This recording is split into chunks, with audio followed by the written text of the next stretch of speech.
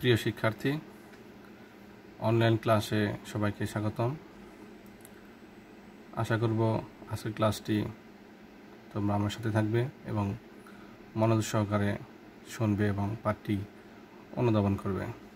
আজকে আমরা অষ্টম শ্রেণীর প্রথম অধ্যায়ের অনুশীলনগুলো দেখব।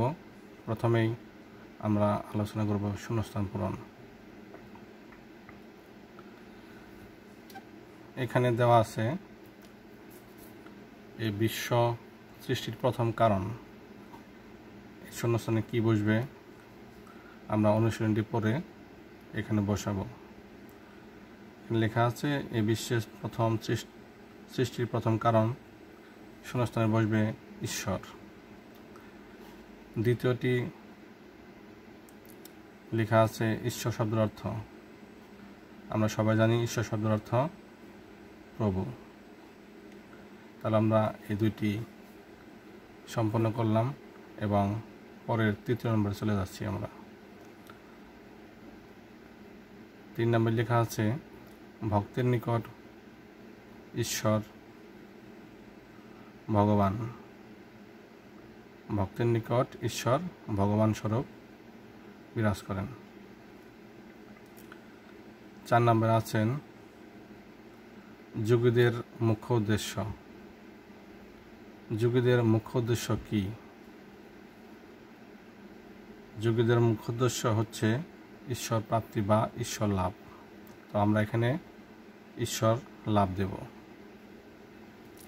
তো দেখো, শূন্যস্থান পূরণ খুবই সোজা এবং আমরা মনে করব পাঠটি ভালোভাবে পড়লে এগুলো খুবই সহজ হয়ে যাবে তোমাদের কাছে। আমি আবারও তোমাদেরকে প্রথম থেকে বলতেছি, এই বিশ্ব সৃষ্টির প্রথম কারণ ঈশ্বর। দ্বিতীয়টি হচ্ছে ঈশ্বর শব্দের অর্থ প্রভু। তৃতীয় নাম্বারটি হচ্ছে ভক্তের নিকট ঈশ্বর ভগবান। এবং 4 নাম্বারটি হচ্ছে যোগীদের মুখ্য উদ্দেশ্য হচ্ছে ঈশ্বর প্রাপ্তি বা ঈশ্বর লাভ। তো এরপর আমরা আলোচনা করব ডান পাশ থেকে শব্দ বা বাক্যাংশ নিয়ে বাম পাশের সাথে মিলকরণ। তোমরা দেখতেছ বাম পাশে লেখা আছে এবং ডান পাশে লেখা আছে কিছু বাক্য। আমরা এটি পাশাপাশি নিয়ে মিলাবো। প্রথমে লেখা আছে ঈশ্বর যখন নিরাকার, এর সাথে আমাদের মিলাবো তখন কি? তখন তিনি ব্রহ্ম। নিরাকার হলে, ঈশ্বর যখন নিরাকার হয় তখন তিনি ব্রহ্ম হয়ে যান। এরপর আছে ব্রহ্ম সর্বজ্ঞ। এটির সাথে মিলবে সর্বশক্তিমান সকল জীব ও বস্তুর স্রষ্টা। ব্রহ্ম কি? ব্রহ্ম হচ্ছে সর্বজ্ঞ, সর্বশক্তিমান সকল জীব ও বস্তুর স্রষ্টা। এরপর 3 নাম্বারটি হচ্ছে ব্রহ্মের কোনো সৃষ্টিকর্তা নেই। তিনি কি? তিনি স্বয়ম্ভু, মানে নিজে নিজেই তিনি আবির্ভূত হয়েছেন।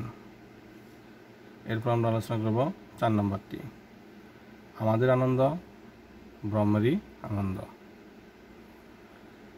তাহলে আমাদের এখানেই আলোচনা শেষ করতে চাচ্ছি। প্রিয় শিক্ষার্থী, আশা করি তোমরা বাসায় মনোযোগ সহকারে এই পাঠটি করবে এবং মনোযোগ দেবে। সবাইকে ধন্যবাদ।